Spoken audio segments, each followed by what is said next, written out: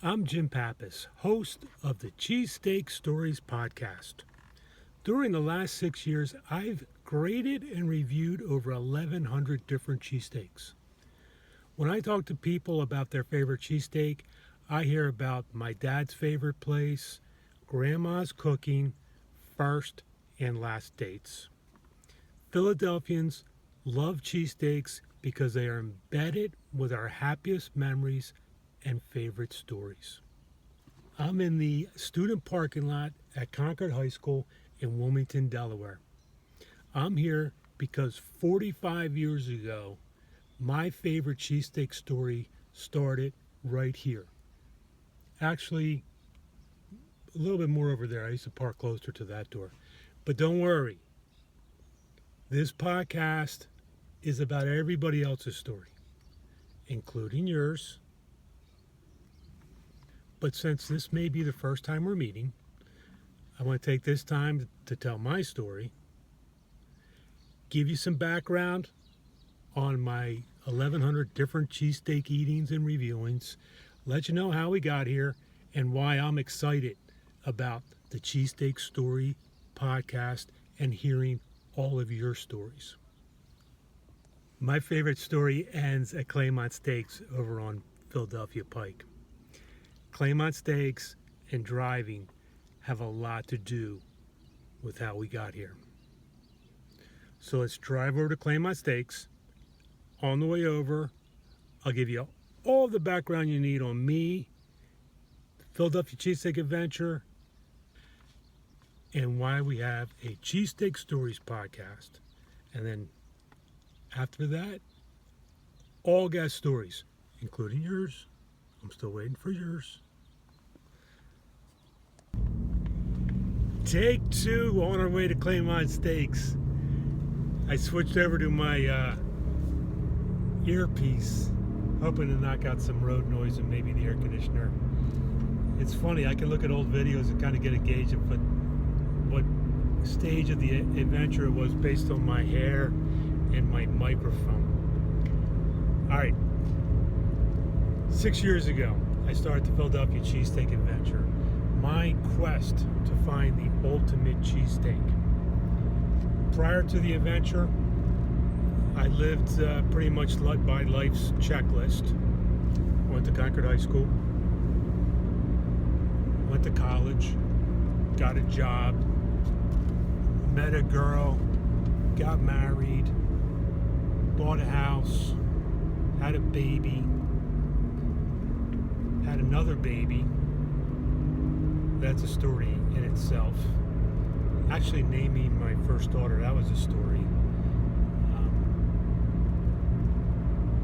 Worked suit and tie every day, worked my tail off. Saw my wife and kids Saturday mornings. We saw each other Saturday mornings on the soccer fields and twice a year at Disney. There's obviously a whole lot of other cool stuff that went on, but you get the gist of it. And then one day, the older daughter's at college, away at college. The younger one's about to go away to college. My wife wants to go back to work. I've had a 25-year career. So I think it's the perfect time for my wife and I, for me to retire, my wife and I to do something fun, creative, and different together. She didn't like that plan. So we separated. 8 years ago, I find myself back in Delaware. I meet my ex-new best friend. We decide we want to do stuff together, but we don't know what.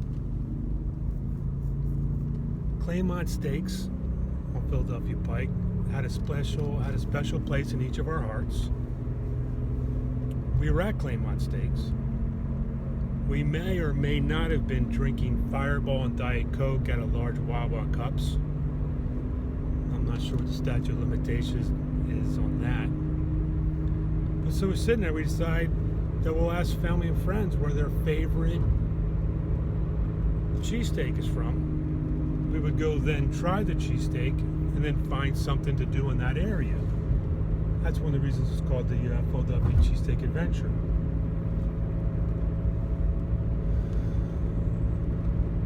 I ride share drive,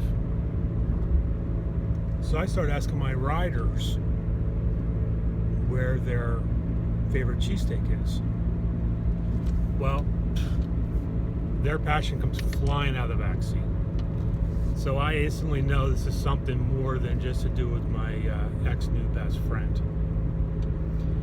I develop a five category 100-point scoring system to grade every cheesesteak. I learned how to do Instagram, Facebook page, YouTube. Learn how to do all that kind of stuff. I develop a 36 column spreadsheet so I can track everything. I did back a couple steps. I went on Instagram, looked around, saw a lot of food reviewers, a lot of young, attractive food reviewers, which I was not. And but I noticed someone was tracking. And if they gave a score, they really didn't give a reason for the score. Or they said the reason, but it really wasn't in writing. So that's why I came up with the scoring system, the tracking, and I started reviewing cheesesteaks. Back then, people were very excited about it. Even my younger daughter. This was her contribution. I was talking to her about it, asking my riders about where their favorite cheesesteak is. And she said, well, I'm shy. I'm not comfortable just talking like that. So it's her suggestion. I made up little sheets of paper and I left them in my back seat with a pen. And riders could fill out the sheet of paper, write the name of their favorite place, what they liked about it, their name if they wanted to. Look at that, a little Cheesesteak Adventure memorabilia. So that was it. Started eating cheesesteaks, started tracking them, started grading them. I really didn't solicit feedback. I wasn't like other people in line where you say, oh, I'm here, what do you like? Is this your favorite? Where's your favorite? I didn't do any of that. I just wanted to get to a number. I wanted to get to a big number. So I just quietly started eating cheesesteaks, posting it online, and we were off and running. In my first year, I had eaten 250 different cheesesteaks, and I did a best of list. And that best of list got a lot of publicity, a lot of attention. I went on channel Fox Good Morning, Fox 29, Good Day Philadelphia morning show with 5 cheesesteaks to talk about them. That got a lot of attention, but then it got really quiet. And then the next year I came up with a calendar. Everybody loved the idea of a calendar, but no one wanted to buy a calendar. And then I got a message one day from a follower that a friend of his had drawn a caricature of me and asked if he could send it to me, and I said, well, of course you can. So he sent it to me, and it was me driving a cheesesteak car. So I was getting close to my 1000th cheesesteak, and I decided, and I hadn't been in the paper in a while. And sidebar, someone recently told me that I was a pathetic loser and needed attention. I'd like to say I like attention. I don't think I'm a pathetic loser. I'm actually pretty happy. And I like attention. I don't need attention. I like it. So I was getting close to 1,000. Wasn't getting a lot of attention. So I decided to have a Drive to 1,000 campaign. So I took the caricature of myself driving a cheesesteak car, and I added Drive to 1,000 on it, and I made a big push. I had a bunch of t-shirts made up. Well, I had 14 made up. So I could, 14 so I could wear one a day and not have to do laundry for 2 weeks. Had a bunch of guest eaters. That was a lot of fun. 1,000 came and went. Ate that on live on channel 29. Then it got quiet again. And I like attention. came up with these cool clothes. The Cheesy Life, cheesylife.com for some cool clothes. Then it dawned on me, people like telling their cheesesteak stories. I've been telling people for 4 years. I learned early on, if I was in Philadelphia and someone asked me where my favorite cheesesteak was from, they were only asking me because if I didn't agree with them, they wanted to tell me why their favorite cheesesteak was better than my favorite cheesesteak. And thus, the Cheesesteak Stories Podcast, a chance for everybody to tell me all the cheesesteak stories you've been telling me. Let me just film you telling it. One of my favorite memories, and I'm not claiming my steaks, but one of my favorite memories from the adventure, John's roast pork. I've been to John's at least 4 times, and I've never gotten a cheesesteak that made me say, wow, I need to come back here and get another cheesesteak. So one day I'm out, and a man, I'm not close to my age, but an older man, but not as old as me, he came up to me and he said, hey, look, he goes, John's is one of my top 3 favorite cheesesteaks. Why do you always score it so low? I said, well, why is it one of your top 3? And he told me, he said, well, when I was little, the first time I went out with my dad, no mom, no brothers and sisters, just me and him. He goes, I felt so grown up. And he said, we came to South Philly, went to a car show, and then we went to John's roast pork. And I said, yeah. And that chain that guided the line was probably still there. He said it was. And it was crowded. And my dad was holding my hand so tight because it was crowded, and he was holding me close to him. And as he's telling me, he's clasping his hands. He said it was great. He was holding me so tight, and I felt so grown up. It was just me and him. It was the greatest day of my life. I said, well, that's the thing. I said, if there was a line, my dad didn't go. We would go somewhere else. And then we talked about dads for 15 minutes. John's is one of his top 3 favorite cheesesteaks, and he never once mentioned the roll meat and cheese. That's why I'm excited about the Cheesesteak Stories Podcast. I love hearing those stories. I love retelling those stories. I want to hear your story. Yours. And now I'm going to claim my steak. My favorite all-time cheesesteak story was, so my cousin John was in, and I went to high school together. And so we were at Concord High. I guess that's not good for videoing, huh? My hand in the way. So can you see Claymont Steaks over there? So we cut school to come down to Claymont Steaks. And those windows were bigger back in the day.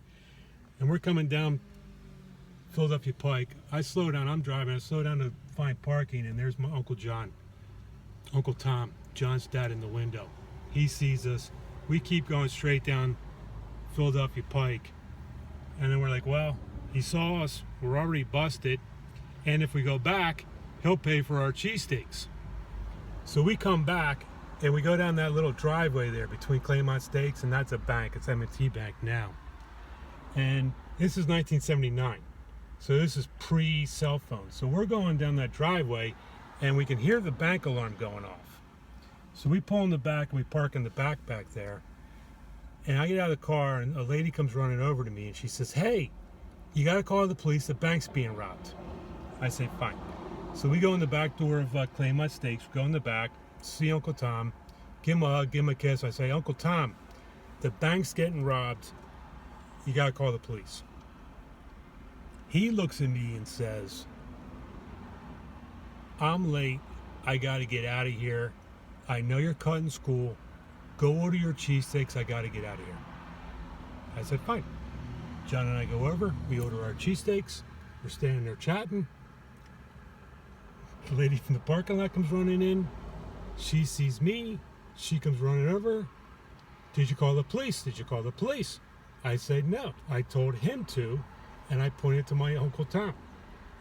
Uncle Tom's jaw drops. His eyes get so wide. He starts humming, and yeah, he took her to the counter. I guess they called the police. And that was it. We had our cheesesteaks. He went back to work. We went back to school. That's my favorite cheesesteak story. That's my favorite all-time cheesesteak story. I told you my favorite cheesesteak story from the adventure. Now tell me yours. The good news is, while I wait for you to call me and tell me your cheesesteak story, I have 6 other people's cheesesteak stories all queued up and ready to go. We're going to start off with Amigo Dan. Depending on the time, we might get to Rodney. If not, you'll meet Rodney next time. I hope you like the podcast so far. I hope you're still listening. Are you still listening? Hope you're still listening. Hope you enjoy it. I hope to hear from you. I hope you tell me your story. Thanks for getting this far. Enjoy Amigo Dan. And I'm with Amigo Dan. You'll hear me again. Actually, you hear me all the time. Actually, I need to hold the phone up over my head.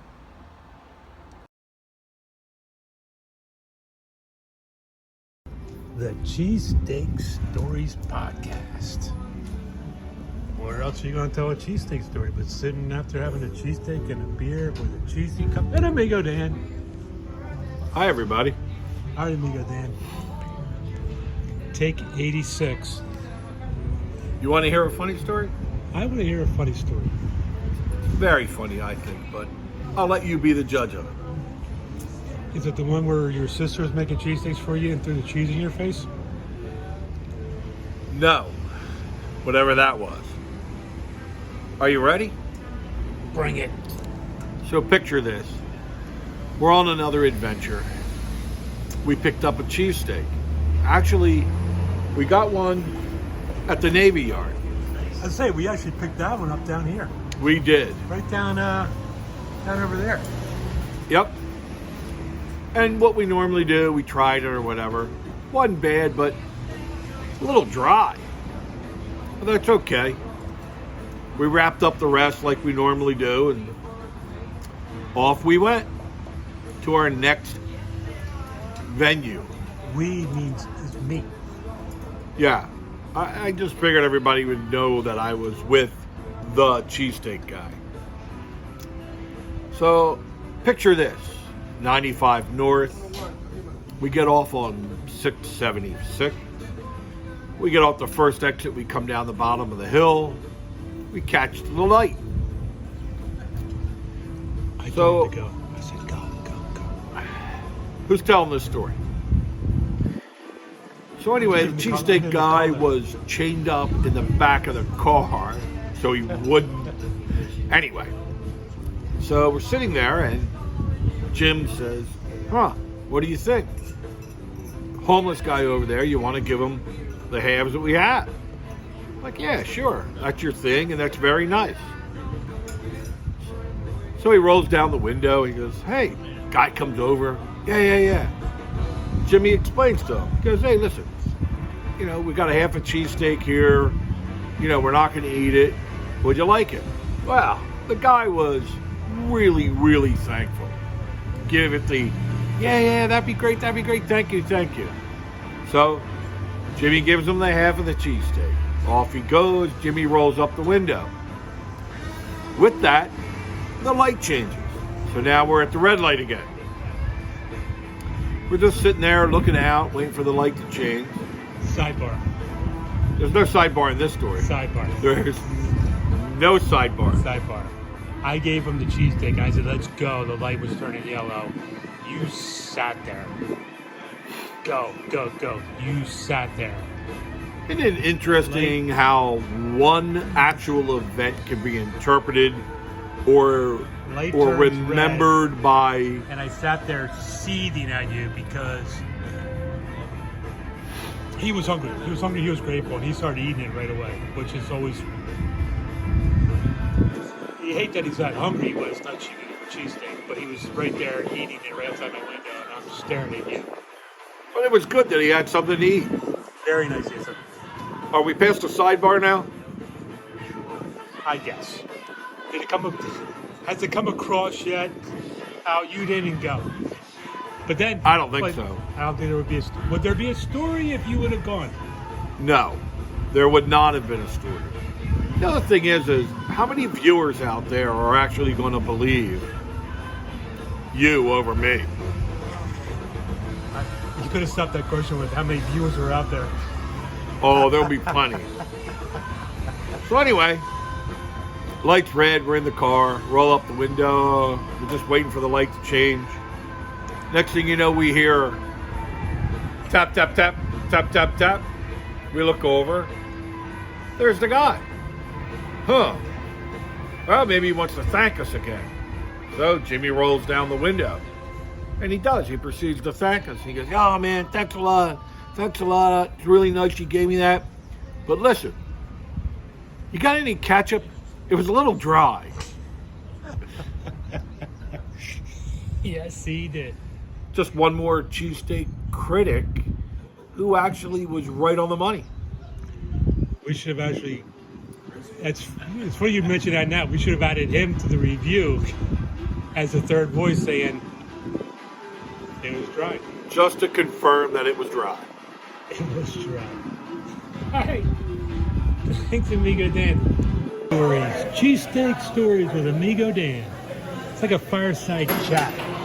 Except the fire is old Black Cherry old-fashioned. And the cheesy cup. In our home away from home. We've had a bunch of cheesesteaks here. We have. And met some nice people that helped judge them. Jason Kelsey waved to me from that elevator. Far northeast Philly, actually Huntington Valley. Day drinking like we normally do. And there were some regulars in there. So they're chatting us up and told them what we were doing. And it was middle of the week, so the cook, the kitchen manager, whatever he was out doing different things throughout the bar, taking food deliveries.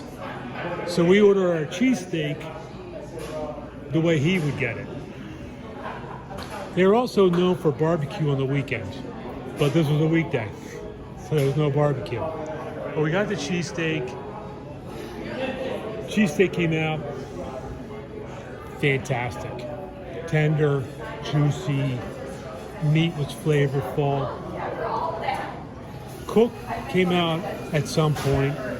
He yelled over, how was it? We told him, we're like, this meat is tender and flavorful. Where do you get your meat from? And he just started laughing.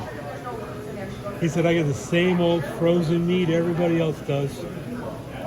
He goes, I just put everything on the grill because there's peppers in it. I think there's a couple extra things in there. He goes, I put it all on the grill, put the meat on top, cover it up, and I just let it cook and melt, and the juices melt into the meat and make it tender. And that was one of our best cheesesteaks. Does that sound familiar? It does sound very familiar. And it also goes to, the statement that you've made many a time. You can have the meat, the cheese, the roll. But if that person doesn't care, it's not going to come out okay. Not even close. And that was fun. They were nice locals. They were the nice local drinking crowd. They were friendly and upbeat. They were very friendly. That was a nice little visit. Tin Pan Alley. For those of you keeping score at home.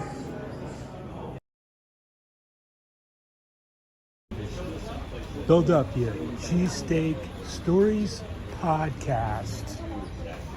And what better place to have one of the very first episodes than the renovated Pat's King of Sticks. And we're here with Larry C. Flavor of Philly. I got the Whiz Wit. I figured the Pat's got Whiz Wit. I went Cooper Wit. You can get Cooper here now. Ah, nice. She went American Wit. Nice. So I wanted to see 10 cents. Larry Jr. in the female version. Yeah. So, So anyway. your first, give me your first Your first cheesesteak. My mom and dad were still together. They split up when I was 5, so I had to be 4 or 5. My dad double parked on Tarsdale Avenue in the Wissinoming section of Philadelphia, and the commercial came on for The Exorcist. So it had to be 1974, because that's when that came out. And I didn't know where we were or anything, but my dad double parked and he ran in and brought out cheesesteaks.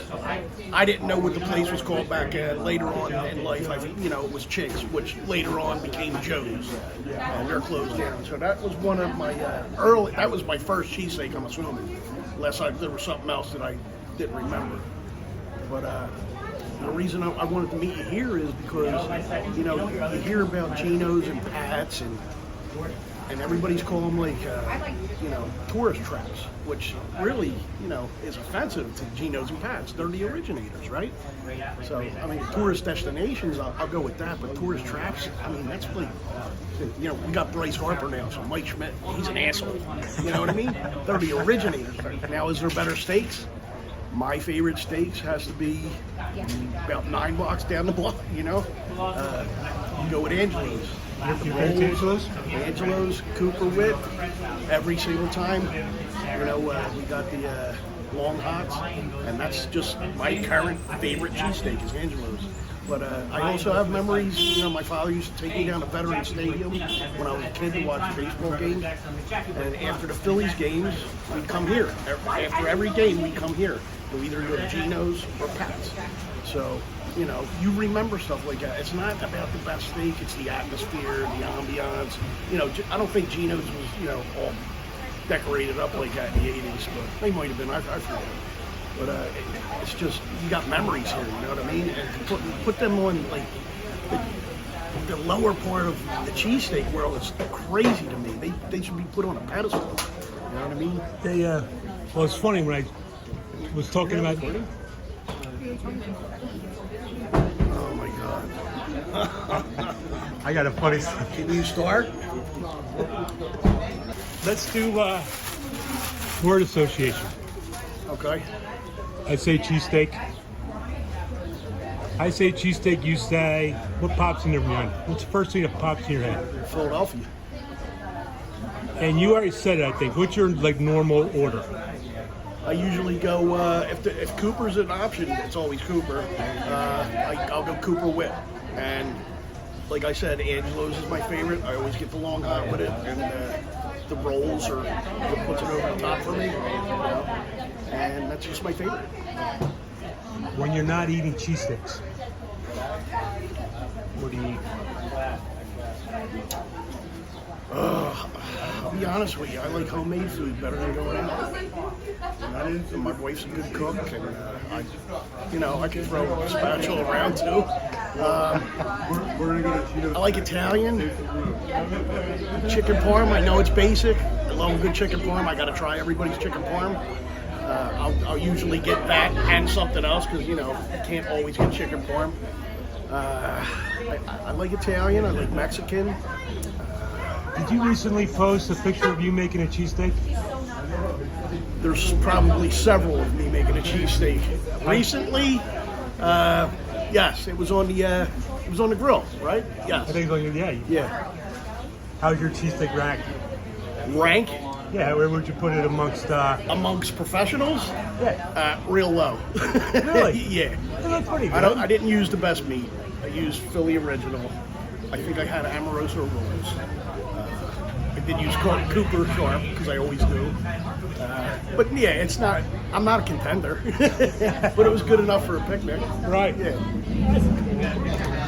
What So your dad. So you started eating cheesesteaks as dad ate. And like I said, after the Phillies game, my dad took me to a lot of games.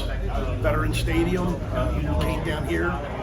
We either got Geno's or Pat's or one of each sometimes. You know what I mean? I Get want your a Pat's, you want a Geno's. Get a little mini. Yeah, a little smorgasbord, but it's just good memories. The ambiance, the atmosphere. It was always crowded after the games, and that was exciting to the little kid.